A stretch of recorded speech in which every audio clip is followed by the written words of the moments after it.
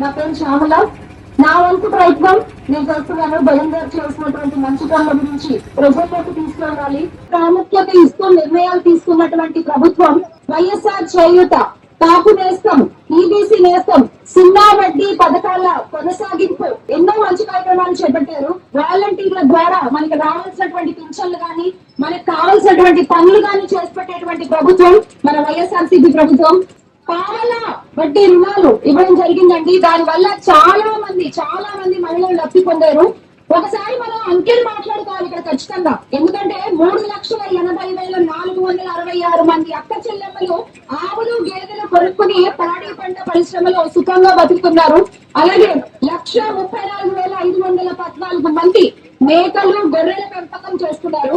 అమ్మఒడి పథకంతో 53 లక్షల మంది తల్లులకు అండగా నిలిచిన ప్రభుత్వం మన వైఎస్ఆర్సీపీ మాత్రమే అని గర్వంగా